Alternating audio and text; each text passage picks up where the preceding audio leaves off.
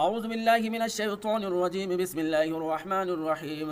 قل إن كانت لكم الدار الآخرة عند الله خالصة من دون الناس فتمنوا الموت إن كنتم صادقين ولن يتمنوه أبدا بما قدمت أيديهم والله عليم بالظالمين. ولتجدنهم أحرص الناس على حياة ومن الذين أشركوا يود أحد لو يعمر 1000 سنة وما هو بمزحزحه من العذاب أن يعمر والله بصير بما يعملون. صدق اللہ مولانا العظیم.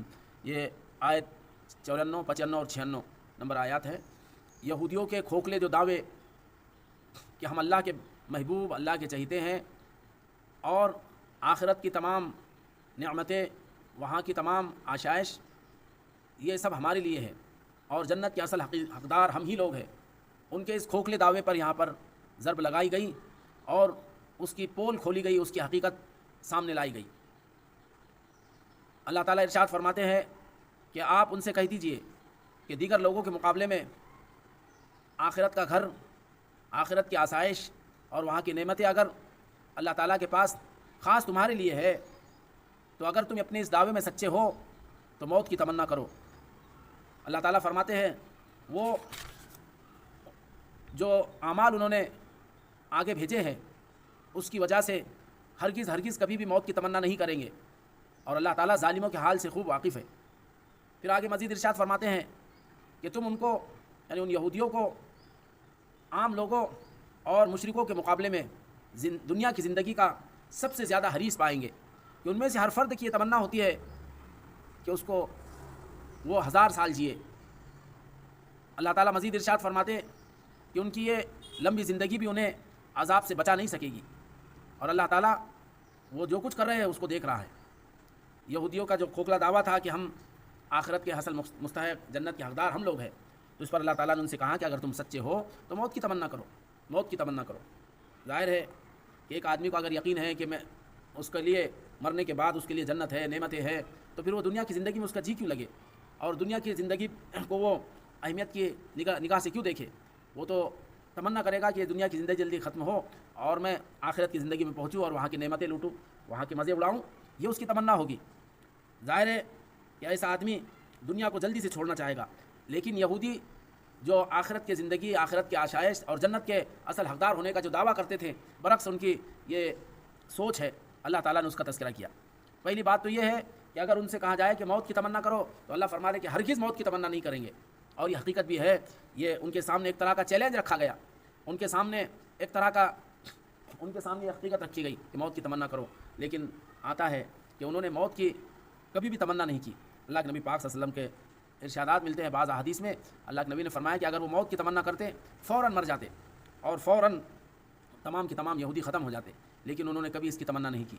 اور اس کی وجہ اور اس کا سبب بھی بتلا دیا گیا کہ اصل بات یہ ہے کہ ان کو خوب واقف ہے کہ آخرت میں ان کو کیا ملنے والا ہے, کیونکہ ان کے اعمال کیا ہے, ان کے اعمال کیسے ہے, ان آیات میں بتلا دیا گیا. نبی پاک صلی اللہ علیہ وسلم کے سلسلے میں جو ان کا ایمان ہے اور نبی پاک صلی اللہ علیہ وسلم کے ساتھ جو ان کا معاملہ رہا ہے, قرآن پاک کے ساتھ جو ان کا معاملہ رہا ہے, نبیوں کے ساتھ جو ان کا معاملہ رہا ہے, ان تمام اعمال کے نتیجے میں وہ خوب جانتے ہیں کہ آخرت میں سوائے جہنم کے یا اللہ کی پکڑ کے اور کچھ نہیں ہے. اس لیے کہا کہ وَلَا يَتَمَنَّوْهُ, ہرگز وہ تمنا نہیں کریں گے.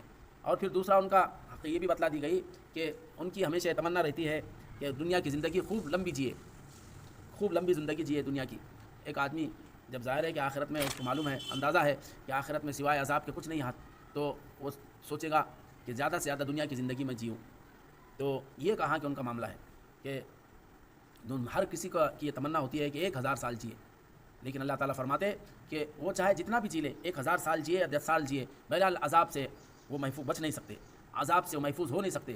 جب بھی کتنے بھی لمبی زندگی مل جائے, آخرکار ایک روز ان کو دبوچ لیا جائے گا. اور پچھلی قوموں کا معاملہ, کسی کی 1000 سال, کسی کی 2000 سال, 3000 سال, بلکہ اس سے بھی زیادہ عمریں آئی ہے بعض تاریخی کے روایت کے اعتبار سے. تو اتنا لمبا بھی لوگ جیے ہیں, لیکن آخرکار موت آئی اور عذاب, اگر اچھے اعمال کیے تو ٹھیک, ورنہ اگر برے اعمال کیے تو عذاب میں مبتلا ہوئے. تو چاہے جتنی بھی لمبی عمر ہو, آخر انسان کو موت کے منہ میں جانا ہے اور اس دنیا کو چھوڑنا ہے. تو یہاں پر اسی حقیقت کو بتلایا گیا کہ وما هو بمزحزحه من العذاب يعمر, کہ وہ چاہے جتنا بھی لمبا جی لے, جتنی بھی لمبی عمر زندگی ہو جائے, آخر عذاب میں گرفتار ہوئے. ایک بات یہ کہی گئی, ان کو دنیا میں بہرحال ایک دن چھوڑ کر جانا ہے. تو یہ یہودیوں کا معاملہ تھا.